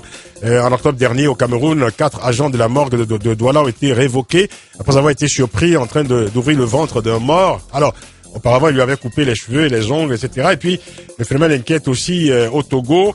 Et tout à l'heure, nous parlons justement de ce qui se passe, notamment au Togo, des événements qui ont été relevés dans la presse togolaise. Restez avec nous, on marque une pause. On revient, on écoutera les auditeurs, notamment François, Charles et Marc, qui attendent avec beaucoup de patience. À tout de suite. Jusqu'à 19h, le grand débat avec Francis Laloupeau sur Africa numéro 1. Avec nos invités Régis Essono, membre de la diaspora gabonaise, j'y arrive, et Jean-Elvis Ebangondo, président de l'association de lutte contre les crimes rituels. Nous parlons du mystère, c'est pas tout à fait un mystère d'ailleurs, puisque la question aujourd'hui est de l'autorité publique. Parlons en tout cas du phénomène des crimes rituels en Afrique avec nos auditeurs aussi, et nous écoutons tout de suite François, pour qui cette question des crimes rituels est liée, dit-il, au pouvoir, et beaucoup se sont enrichis, dit-il, avec nos croyances. Bonsoir François. Bonsoir. Moi, je dis tout simplement parce que moi, je suis de la RD Congo. Quand je compare le Gabon par rapport à la RD Congo, c'est vrai, on a des problèmes aussi chez nous. Nous avons beaucoup de problèmes dans le nord, Kivu là-bas. Mais bon, moi, je le prends d'une façon particulière, l'abomination, comment ça se passe au Gabon. Je suis la télévision gabonaise, tout ça. C'est vraiment malheureux pour un pays démographiquement qui fait qu'une mairie de Kinshasa. Parce que Kinshasa, c'est quand même 12 millions d'habitants. Donc plus de 12 millions d'habitants. Mais quand j'entends ça, pour un pays qui a fait... C'est les mêmes gens, en fait, ce que je disais tout à l'heure, qui sont au pouvoir, ça fait c'est pas combien d'années. Ali Bongo, il vient d'arriver. Le pauvre, il est dans les systèmes. Parce que moi, ma solution, c'est quoi? Il faut nettoyer mais attention, on peut pas accuser les gens on peut pas accuser les gens comme ça ouvertement, Ça, c'est une présomption. Non. Moi, je ne crimine pas Ali Bongo tout seul. Moi, je dis, c'est les systèmes, c'est des gens qui sont là, qui ont été avec son père, qui sont toujours là. Nous, au Congo-Kinshasa, on a nos problèmes, c'est vrai. Mais nous, on a nettoyé tous les gens de Mobutu.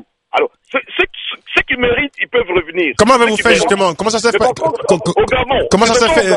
Que ce soit François. au Congo-Brazzaville, c'est la même chose. François. Donc, du coup, Ali Bongo, il est dans cet engrenage-là. Il peut peut-être essayer, même s'il a la volonté. Oui. Mais tant que tous ces gens-là, tous ces pions qu'on cite là, qui font ces crimes rituels, de pauvres gens, parce que le clientélisme au Gabon, on connaît, si t'es pas de la famille t'as rien. Oui. T'as rien. D'accord? Nous, on veut voir au Gabon, comme dans tous les pays d'Afrique, un jeune issu d'une famille pauvre qui accède au pouvoir et qui devient aussi Premier ministre. François. C'est quand même sympa. Mais quand on commence à tuer les gens, parce qu'ils n'ont pas le moyen. François, est-ce que vous m'entendez? Déjà. Mais ils continuent en tuant les pauvres gens, les pauvres filles, pour prendre les organes humains, pour faire leurs fantasmes, tout ce que vous voulez. Franchement, c'est malheureux. François, vous m'entendez? François? Oui, je vous écoute, ouais. Vous m'avez dit à l'instant, nous avons nettoyé en RDC, vous avez dit, en RD Congo. Comment ça s'est fait, ce nettoyage en RD Congo? Et vous avez suivi tout ça, monsieur. Vous avez suivi que les clics de Mobutu, ils sont tous partis. Ceux qui se sentaient, c'était comme en Afrique du Sud, ceux qui se sentaient vraiment, incriminés, c'est pas quoi. Ils savaient bien qu'ils ont fait beaucoup de choses qui n'étaient pas bonnes. Ils sont partis. Ah, d'accord. Vous voulez donc dire... Au Gabon, voilà. Donc au Gabon, tous ces gens-là, ils sont encore là. François, écoutez-moi. C'est pour mieux comprendre votre propos. Vous voulez donc dire que ces pratiques ont disparu en RD Congo avec la fin du régime et du système de Mobutu? Ah ben oui. Moi, j'ai eu de la chance, j'ai vécu le système Mobutu, j'ai vu ce qui s'est passé, j'ai vu ce que ses enfants faisaient, j'ai vu ce que son entourage faisait. Mobutu était désarmé puisque lui-même faisait déjà n'importe quoi. Donc, c'était la continuité. Donc, quand ils sont partis, il y a quand même un changement qui fait que même si c'est pas terrible, mais franchement, à Kinshasa, par rapport à la démographie qui est à Kinshasa, franchement, il faut se féliciter les gens qui sont au pouvoir aujourd'hui, même s'il y a encore beaucoup de choses à faire. Merci. Il y a encore beaucoup de choses à faire. Donc, c'est quand même un exemple que je prends. Très bien. Parce que moi, je vis ça au quotidien. Mais un petit pays comme le Gabon, quand je dis petit, c'est pas en taille, disons. Quand ils ont des problèmes comme ça, 61 crimes l'année passée. Là, cette année, comme j'ai entendu, il y a déjà combien? Attends, c'est pas possible. Et ça finit pas. Merci, François. Merci beaucoup. On écoute Charles à présent. Bonsoir, Charles. Oui, bonsoir. Moi, je suis un peu choqué par tout ce que j'entends là. Parce qu'on a comme l'impression qu'en Afrique, il n'y a rien d'autre à faire, quoi. Les chefs d'État, ils nous mettent dans la merde. Et les gens qui ont un petit peu de pouvoir, ils ne savent pas quoi en faire. Les gens ont besoin d'autre chose. Et c'est toujours le même sujet. Si c'est pas coup d'État, si c'est pas des guerres, c'est des massacres.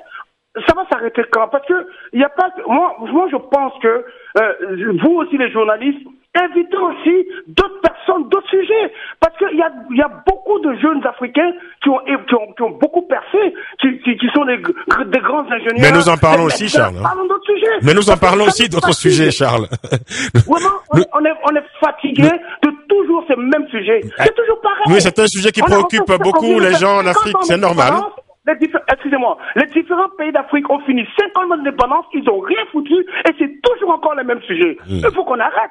Bien sûr. Mais ce sont des sujets qui préoccupent l'opinion, donc notre travail d'en parler. En Afrique, c'est toujours la même merde. On est fatigué. Merci. Merci. S'il vous plaît. Je comprends votre émotion, mon cher Charles. Restez avec nous quand même. Monsieur Marc, bonsoir. Bonsoir, monsieur Francis. Alors pour vous, vous voulez préciser que ça ne se passe pas qu'en Afrique centrale. Alors, Marc? Oui. Vous voulez nous dire donc que le sujet ne concerne pas que l'Afrique centrale, mais également dans d'autres pays d'Afrique de l'Ouest. C'est ce qu'on disait tout à l'heure. Hein. Je notais le cas du Togo notamment. En Afrique de l'Ouest, cela est courant là-bas et ça existe depuis longtemps. Même, je peux dire que même en Côte d'Ivoire, où moi-même je viens de la Côte d'Ivoire, Oui. et cela se fait là-bas. Même on trouve même cela se fait même souvent qu'on appelle aux élections. Oui. Pour que les gens puissent avoir le pouvoir, ils tuent les gens, souvent même ils vident leur sang et tout ça. Nous avons vu beaucoup de meurtres de ces gens comme ça où, même si vous regardez sur Internet, vous verrez que lors de la rébellion, il y a des rebelles même qui buvaient le sang humain pour qu'ils soient forts. Ah, ça, je ne sais pas. Vous verrez ça sur Internet. Et même d'autres, même on voit qu'il y a des gens qu'on tue et on coupe leur tête, tout ça. Ouais. Et même il y a eu un moment où on a trouvé même dans la voiture d'un homme riche dans mon pays, où il y avait même des têtes, des crânes d'hommes qui étaient dans sa voiture, dans le coffre de sa voiture. Tout ça, nous voyons là-bas. Les gens commettent des meurtres pour avoir des promotions. Et ça, c'est des choses qui ne sont pas bien pour l'Afrique. Parce que c'est pour cela qu'on appelle les Occidentaux croient que les Noirs sont des cannibales. Bien sûr. Bien sûr. C'est du cannibalisme. Faut pas généraliser non plus. Des choses qui sont bien. Ce sont des actes criminels. Il faut pas non plus généraliser. Voilà, c'est honteux. Ils ne sont pas tous des criminels et des assassins quand même à travers le continent. C'est pas ce qu'on dit, c'est pas le propos.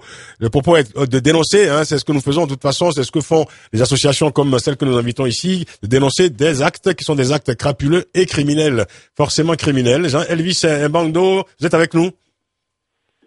Toujours, je vous écoute. Alors, dans un communiqué, récemment, c'était le 11 avril dernier, le président gabonais avait exprimé, je cite, sa préoccupation face au phénomène combien ignoble, disait-il, de ces crimes. Est-ce qu'avec cette intervention du chef de l'État qui rentre dans le débat en quelque sorte, est-ce que vous pensez que les autorités publiques seront plus fortement engagées, si je puis dire, dans la lutte contre les crimes, contre ces crimes rituels au Gabon notamment? La décision prise par le chef de l'État, c'est une décision politique. Comme je l'avais dit dans un média aussi français, on juge le maçon au pied du mur. Il y a eu une session criminelle. Je vais parler de la dernière.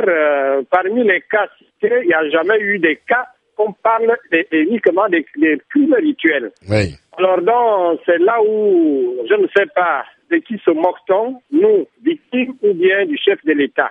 Oui. Bon, tout dernièrement, il a relancé le dossier. Nous, au niveau du mémorandum, nous allons essayer de relancer ce dossier-là.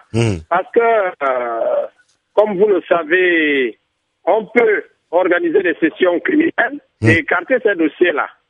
Oui. Parce que chez eux ici, ils veulent distraire, divertir les gens en parlant de crimes tout court. Or, il y a une différence entre crimes rituels et crimes tout court. Bien sûr. Bien sûr. Oui. Alors, donc, c'est ça. Oui. Nous attendons, nous avons espoir, et avec la pression internationale et tous les Gabonais qui se lèvent maintenant, parce que le problème étant d'actualité, nous avons brisé ce tabou-là depuis 2005. Je suis sûr que nous arriverons à éradiquer ce phénomène. D'accord. Restez avec nous, Jean-Elvis Bangondo, président de l'association de lutte contre les crimes rituels à Libreville. Je reviens à vous, Régis Ossono, vous êtes membre de la diaspora gabonaise. Est-ce que vous pensez que, avec l'implication à laquelle on assiste des autorités gabonaises dans ce dossier, qu'on pourrait assister à un recul au moins de l'impunité vis-à-vis de ces crimes rituels? Je ne peux que répéter, excusez-moi, ce que vient de dire Monsieur Eban, c'est-à-dire que on a des paroles d'un côté, maintenant on attend les actes. Ce que Monsieur Eban n'a pas précisé, c'est que le président avait déjà réagi l'an dernier, à la même époque, sur le même thème, quasiment avec les mêmes termes. on n'a pas constaté, on va dire, de progrès qui nous ont nous particulièrement marqués. Il y a quand même des signes forts quand même. Hein. Il y a la première dame du Gabon, Sylvia Bongo Ondimba, s'inquiète aussi du phénomène. Elle s'est entretenue avec les responsables de l'association de lutte contre les crimes rituels justement et les représentants des différents cultes religieux au Gabon pour les entendre, dit-on, et mesurer la portée de ce fléau au Gabon. Tout à l'heure, on avait évoqué ce sénateur, ce sénateur gabonais qui a vu son immunité parlementaire levée après avoir été accusé d'avoir commandité un crime en 2009, le meurtre d'une fillette de 12 ans à des fins fétichistes. L'immunité a été finalement levée. Est-ce que ce procès aura jamais lieu? Est-ce que c'est un signe fort? Est-ce que c'est un signe encourageant, en tout cas pour vous qui vous battez contre ces pratiques? Encore une fois, j'attends, on va dire, des éléments concrets, parce que là, ce dont vous me parlez, ça date il y a même pas une semaine. Hein. Oui. Donc c'est pas une semaine que j'ai jugé on va dire, du sérieux de l'implication. Vous me disiez en antenne que pour lever l'immunité parlementaire du sénateur, ça a mis du temps. Hein. Bien sûr, ça a été un combat de longue haleine, et c'est grâce à des acteurs comme Monsieur Ebondo qui a eu une pression énorme, qui a obligé le Sénat à prendre cette décision au bout du compte. Maintenant, on attend que ça aille au bout, que l'instruction finisse enfin, et que le procès ait lieu, et qu'on sache si ce monsieur est coupable ou pas. Mais Jean, lui, c'est un Bangdo. On peut parler d'une chaîne. Il parlait d'une chaîne. Une chaîne criminelle en quelque sorte. Hein. Est-ce que vous confirmez cela? Parce que si ça s'agit d'une chaîne, ça veut dire aussi une chaîne de complicité aussi. Est-ce que par exemple ces complicités peuvent empêcher justement, en tout cas ralentir la lutte que vous menez vous contre ces pratiques? Je vais d'abord partir de faits, de faits concrets. C'est que si on regarde les statistiques de l'ALCR, l'association de lutte contre les crimes rituels, chaque année il y a plusieurs dizaines de ces meurtres. Maintenant, donc le phénomène ne recule pas. Non, il ne recule pas du tout. Et au contraire, à chaque approche d'élection, il a même tendance à plutôt augmenter, et même fortement augmenter. Oui. Si en 2011, ça augmentait à ce point, c'était lié au fait qu'il y avait des législatives la même année, les élections législatives. Donc, on constate que chaque année, il y a des dizaines de... Vous voulez dire que quand il y a des élections, notamment législatives, ces crimes augmentent? Ah mais clairement. Là, je ne parle que de statistiques. Il y a un lien qui est établi entre... Je ne parle que des statistiques. Oui. Lorsqu'il y a des élections qui arrivent, on s'aperçoit qu'il y a une recrudescence. Ah oui. Voilà. Donc, il y en a tout le temps. Il y en a encore plus lors de périodes électorales. Et donc, chaque année, on constate des dizaines d'assassinats de ce type. Mais combien d'ouvertures de dossiers, combien d'instructions judiciaires en cours? Ça, c'est déjà une première... Là, je ne parle que de faits. Hein. Oui. Déjà, ça pose un problème. Ce sont des crimes sans coupables et des crimes qui restent impunis. Déjà, pour qu'il y ait un coupable au sens juridique du terme, il faut déjà qu'il y ait un procès. Pour qu'il y ait un procès, il faut déjà qu'il y ait une instruction judiciaire. Il faut donc qu'il y ait une enquête de police. C'est ça. Et combien de dossiers y a-t-il?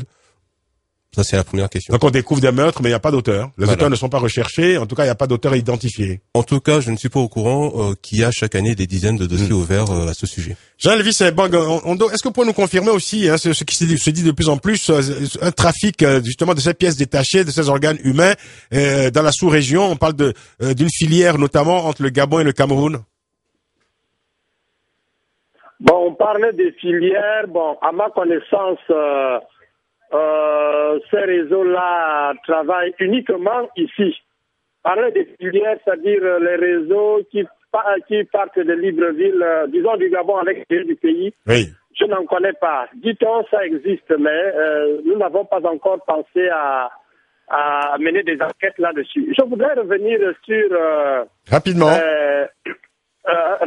sur ce qui se passe actuellement. Oui. Il y a une implication de la première dame que nous voulons vraiment saluer ici, étant donné que c'est une mère. Mais c'est un problème de volonté politique. Parce que quand, je ne vous le cache pas, quand le politique a décidé, il faut que le politique concrétise leur décision. C'est ça. C'est ça le grand problème. On peut prendre une décision, s'il n'y a pas application, ça ne sert à rien, c'est la diversion. En ce qui concerne le problème des réseaux, il y a des témoins et au niveau des enquêtes, on peut arriver avec preuve à l'appui. Oui. Vous allez voir au niveau du tribunal, oui. On va contester. Je vais parler d'un dossier que je maîtrise très bien. Nous avons eu le 17 décembre 2011, une étudiante qui a été assassinée par un Français, parce que le monsieur a la nationalité française, oui. Monsieur Biti, oui. Vous connaissez très très bien. Oui. Alors, arrivé au tribunal, avec l'autopsie, au niveau du tribunal, oui. Le procureur nous dit que le corps est dans le ventre. Vous croyez que ça, c'est la plaisanterie de mauvais goût. Comment un accident, un légiste qui a travaillé avec le parquet pendant Restez avec nous. ans. Jean-Elvis, vous allez poursuivre le récit dans quelques petites secondes. On marque une pause, on revient tout de suite. Le grand débat de 18h jusqu'à 19h avec Francis Laloupeau sur Africa numéro 1. Les phénomènes des crimes rituels au Gabon, notamment en Afrique centrale, mais aussi ailleurs, en Afrique de l'Ouest, notamment au Togo. Au Togo, où le journal Liberté Togo rapportait il y a quelques jours ceci, je cite, au Togo, en 2011 et sur plusieurs mois, des crimes rituels ont eu lieu face auxquels les autorités étaient demeurées indifférentes malgré la récurrence. Il aura fallu de multiples dénonciations et critiques acerbes de la part des médias pour que les pouvoirs publics donnent finalement l'impression de prendre le taureau par les cornes. Le journal continue et nous indique que ces crimes ont consisté en des enlèvements de jeunes filles que l'on retrouvait dans des broussailles, le sein et le sexe sectionnés. Près d'une vingtaine de jeunes filles auront ainsi disparu, puis retrouvées en état de décomposition. Depuis que les autorités s'y sont impliquées et que certains suspects ont été mis sous les verrous, ces crimes se sont estompés pour le moment. Cependant, dans le courant du mois dernier, dit le journal, un féticheur sera arrêté dans un village situé à une vingtaine de kilomètres à l'est de Lomé, la capitale du Togo. Chez lui, près d'une quarantaine de crânes humains et d'autres parties ont été retrouvées. À ce jour, il est toujours dans les liens de la détention. Dans une déclaration faite peu après son arrestation, il a révélé travailler pour des prêtres et certains hauts placés. Fin de citation. Ça, c'est le journal Liberté Togo qui nous rapporte ces faits-là. Alors, Jean-Elvis Bangondo, vous êtes avec nous, vous nous écoutez. On a marqué une pause un peu brutalement. Vous nous racontez donc cette histoire, ce crime donc qui a été perpétré, contre une jeune fille. Voilà, vous nous racontiez donc. Dites-nous, allez jusqu'au bout du récit. Oui, c'était une étudiante. De l'UOB ayant pour professeur un Français, un certain Biti, de nationalité, c'était un psychologue qui a eu à enlever la fille. Quelques heures plus tard, sa maman a été saisie. Oui. On a retrouvé la fille, le cœur enlevé, les deux piqués. Nous, au niveau de l'association, nous sommes allés plus loin jusqu'à mener à faire l'autopsie. Parce que s'il n'y avait pas cette autopsie-là, on ne devait pas découvrir ces manquements-là. Le cœur était arraché. Et arrivé au niveau du tribunal, avec l'autopsie faite par un ancien médecin légiste qui a qui a travaillé avec le parquet de Libreville. Oui. Et comme le dossier était tellement poignardant, parce que quand on parle de crimes rituels ici, aucun procès, malgré les preuves, malgré les pressions, n'aboutissent pas. Ah oui. Alors, on nous a fait comprendre là-bas au tribunal que le cœur était tombé dans le ventre. Comme si c'était les noix de coco qui tombent sur l'arbre, qui tombent par terre. Alors, non, du haut de l'arbre, par terre. Alors, c'est pour vous dire que le phénomène des crimes rituels ici, c'est la volonté politique. C'est l'homme politique qui tue, qui égorge. Et dans les temples démoniaques, ils continuent à boire et à manger la chair humaine. Ah oui, carrément. Alors, c'est ça la vérité. Oui, c'est ce que vous dites, oui. Jean-Elvis Mbangando, restez avec nous. Alors, je me tourne vers vous, Régis. Alors, d'abord, je précise que Jean-Elvis Mbangando, et vous aussi d'ailleurs, donc, je crois que vous êtes impliqué dans cette campagne de sensibilisation des opinions qui se passe sur les réseaux sociaux, sur Internet. Alors, vous nous direz quels en sont les résultats aujourd'hui. Alors, il faut dire que, vous en parlez tout à l'heure, Régis, le célèbre groupe de pirates informatiques Anonymous, qui a même interpellé le gouvernement gabonais en publiant une vidéo où s'enchaînent des images choquantes de corps mutilés et d'organes également. Alors, quel est l'impact de cette campagne de sensibilisation sur Internet, sur les réseaux sociaux? Quel est l'impact de cette campagne sur les opinions? Alors, je reviens un peu en arrière, puisque au départ... Pas trop en arrière, parce qu'on arrive bientôt à la fin de l'émission. Je vais faire très vite dans ce cas. Oui. En fait, initialement, il était prévu, on souhaitait, toujours sous l'impulsion, sous l'initiative de monsieur Ebando, organiser une marche le 17 avril dernier, oui, qui a été refusée par le ministère de l'Intérieur sous des motifs... Pourquoi cette marche a été interdite au Gabon? Je ne le comprends pas. Donc, la raison officielle, c'est que c'était inopportun. Inopportun. Voilà, c'est pour résumer ça en peu de mots, parce qu'il ne reste pas beaucoup de temps. Mais en tout cas, c'est le mot qui a choqué énormément là-bas, le terme inopportun, alors que la douleur était vive encore au sein de l'ensemble de la population. Et donc, est-ce que l'embarras des autorités publiques finalement au Gabon ne s'explique pas par le fait que ces autorités ne veulent pas renvoyer une image négative, macabre du pays vers l'extérieur? Là, c'était une autre raison donnée par par le porte-parole du président de la République, qui effectivement a avancé cet argument de dire que non, on donne une mauvaise image du pays. Bien sûr, donc effectivement ça a joué. Mais vous me posez la question par rapport aux mobilisations. Je pense que ces mobilisations, par leur ampleur, ont contribué au fait que le pouvoir finalement est revenu sur ses pas pour finalement autoriser une marche pour le 11 mai dont pourra vous parler monsieur Ebangando. Il y a donc une marche qui est prévue le 11 mai, Jean-Elvis Ebangando. Alors vous allez nous en parler, mais comme on arrive à la fin de l'émission, je vous pose quand même cette question parce qu'il faut quand même envisager, je dirais, une issue favorable à votre lutte, une issue favorable. Alors comment mettre fin à ce phénomène? Il faut dire que c'est d'autant plus difficile que voilà, ça relève quand même de l'irrationnel pour beaucoup, même si on parle de crimes crapuleux. Est-ce que la lutte contre le phénomène ne relève pas davantage d'un travail d'éducation, de changement des mentalités, davantage que de la police? Justement, c'est notre combat. Nous, au niveau de l'association, on met beaucoup l'accent sur les campagnes pédagogiques, parce que c'est cette culture qui vient de l'extérieur qu'on a inculquée à cette élite gabonaise qui croit à cela.